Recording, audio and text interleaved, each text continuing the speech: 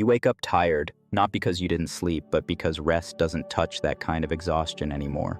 You sit in traffic, or on a train, or at a red light staring into the nothing. You show up, you clock in, you do your job, you go home, you survive.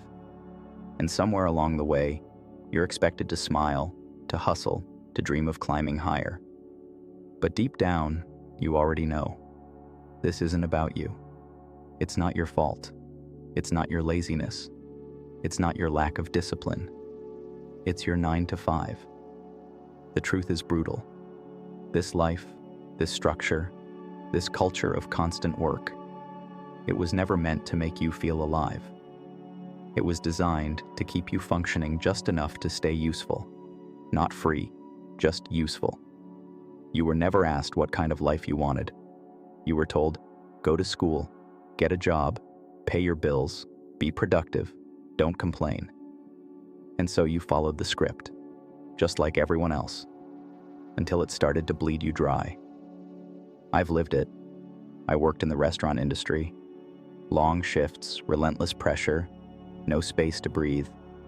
Months after months, I clocked over 200 hours. And in all of that, I barely had time for a break. I was constantly on my feet. Most days I ate while moving. No sitting down, no moment to breathe. If I wasn't making food, I was cleaning. If I wasn't cleaning, I was getting ready for the next rush. There's a kind of numbness that creeps in when you work yourself to the bone for shit money. When your life becomes a loop of exhaustion and silence, you convince yourself it's normal, that this is just how life is. But one day, something inside me cracked. I scaled back.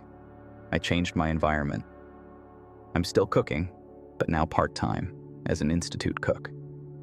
It's not glamorous, it's not easy, but it's quieter. It gives me time to think, time to feel human again. And I've started focusing on what matters to me. This channel.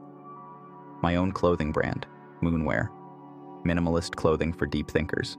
A little weird, a little cosmic, totally unapologetic. Links in the description if you're curious.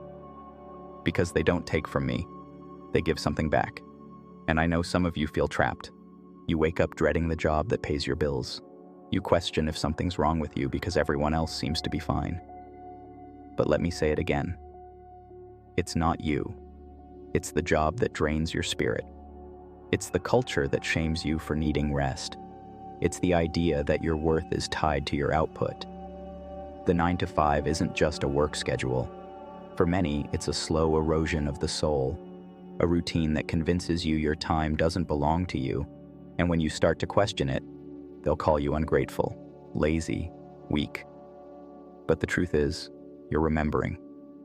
You're remembering what it felt like to want more, to breathe, to dream, to feel like a person, not a resource. You were not born to wake up tired and go to sleep numb. You were not born to sit at a desk or behind a counter while your real life rusts in the background. You were not born to spend your best energy making someone else richer. You were born to feel, to imagine, to build something that reflects your soul, not someone else's spreadsheet. And maybe you can't walk away from it all yet. Maybe you still need that paycheck, that security. That's okay. This isn't about quitting. This is about waking up, about carving out space inside a machine that wants you small. This is about reclaiming moments of your day and building a bridge back to yourself. You are not lazy. You are not broken. You are waking up in a world that needs you to stay asleep. That pain you feel, that resistance, it's not dysfunction. It's memory. It's the last part of you that still knows this life isn't supposed to be like this. You were never meant to fit into a life that numbs you. You were never meant to shrink just to survive. The job doesn't define you. The paycheck doesn't complete you. The title doesn't make you real. You are not what you do for money. You are what you create when no one is watching. You are what you feel when the noise stops. You are what you dream about when you stop being told what you're allowed to want. So if you're tired, it's okay. If you feel like you're disappearing, it's okay. If you want more, it's okay. Because somewhere inside you, the real you is still waiting. waiting to be remembered, waiting for you to come home. And maybe that starts with one small act of rebellion, doing something that feels like you again. For me, it was this channel. It was moonware. It was building things with my hands, creating, breathing again. So if you've forgotten who you are, maybe it's time to make something, even something small, something that doesn't make sense to anyone but you. That's how the real you returns. Subscribe if you're done apologizing for being tired. And if you need a reminder, you're not alone in this. Explore Moonware. Minimalist designs for deep thinkers.